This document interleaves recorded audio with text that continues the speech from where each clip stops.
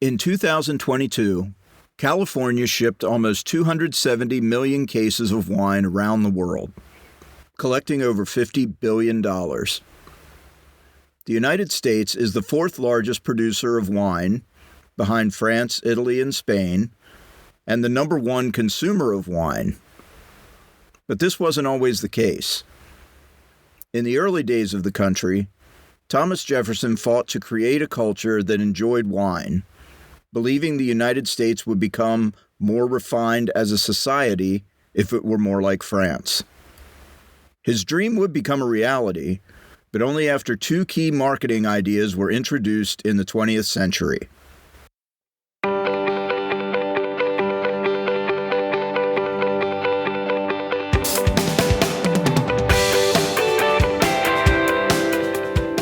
From Pulsar, this is How Marketing Changed the World.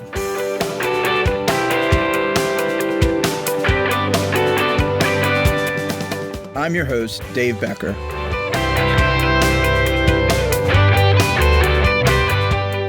In this episode, wine.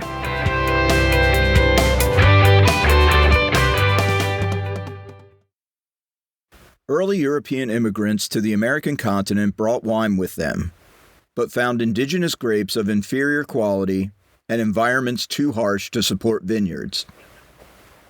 Despite various attempts to create a wine industry, over 95% of all wine in the United States was imported through the late 19th century.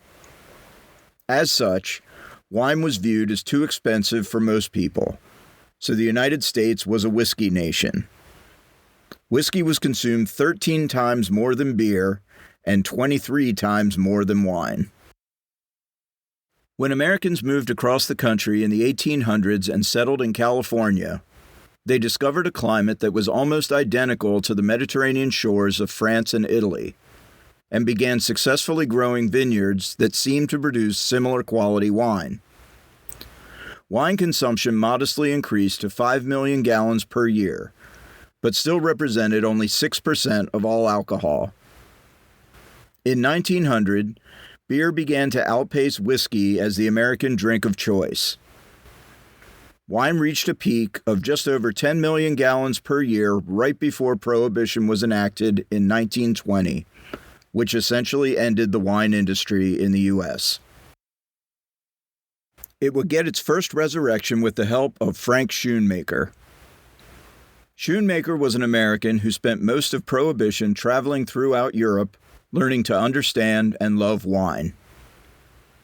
He returned to New York City in the early 1930s, began writing extensively about wine, and opened a curated wine business. To diversify his collection, he traveled to California to investigate its wines. He discovered the remnants of an industry that had huge potential. All it needed was a customer base. Schoonmaker's greatest contribution to the international wine community was a simple one.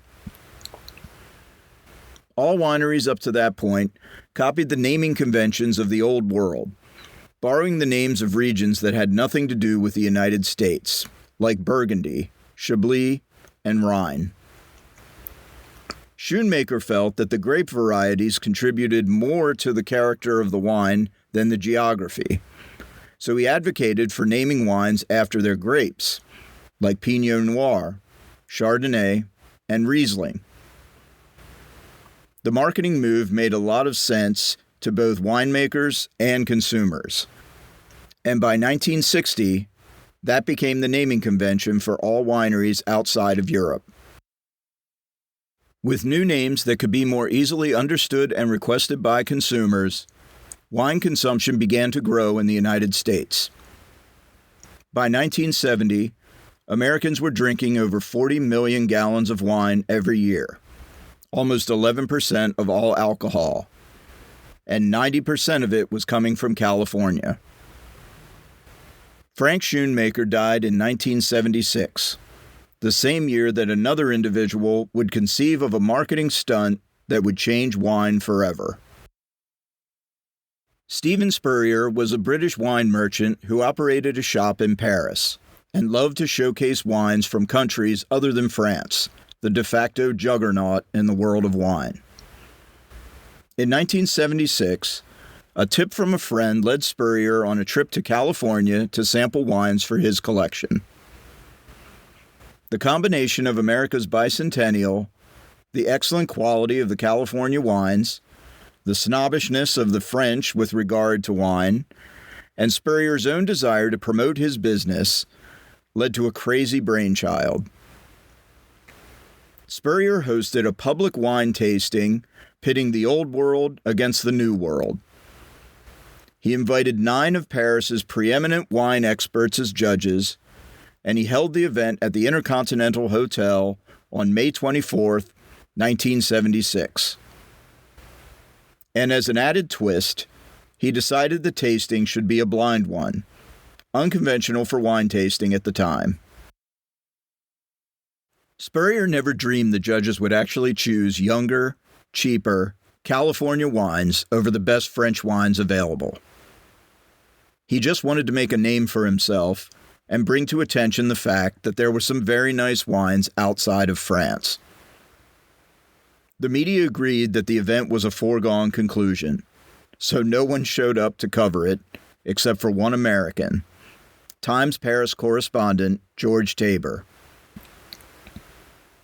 And the unthinkable happened. The judges chose a 1973 Chardonnay as the best white and a 1973 Cabernet Sauvignon as the best red.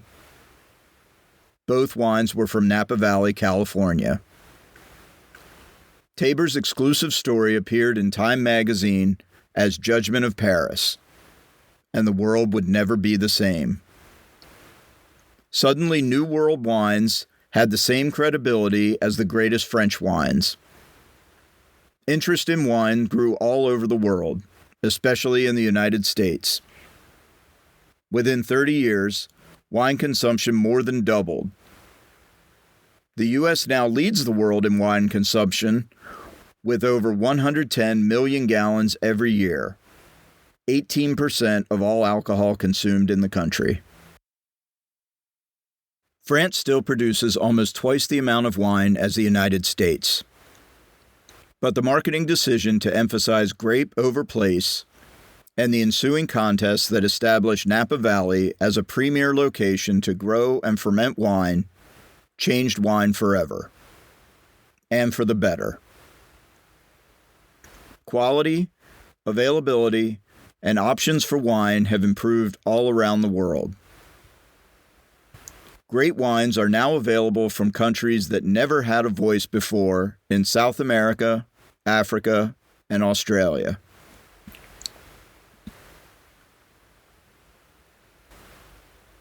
Many European wineries have even begun to include the grape variety on their labels. Representative bottles from the 2 wineries that won the 1976 Paris tasting are housed in the Smithsonian's National Museum of American History. Those 2 bottles open the possibility that great wine can come from anywhere, and the global wine market has blossomed to over $340 billion annually.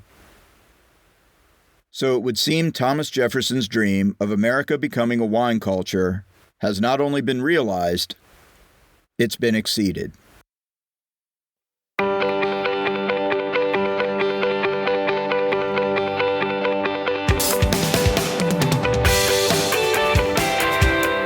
Thank you for joining us for another episode of How Marketing Changed the World.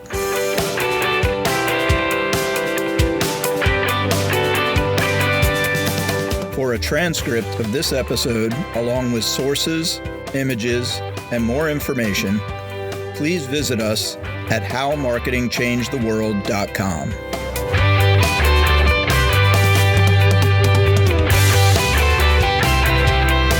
How Marketing Changed the World is produced by Pulsar. Discover how marketing and data can make your business matter more at pulsarenterprise.com.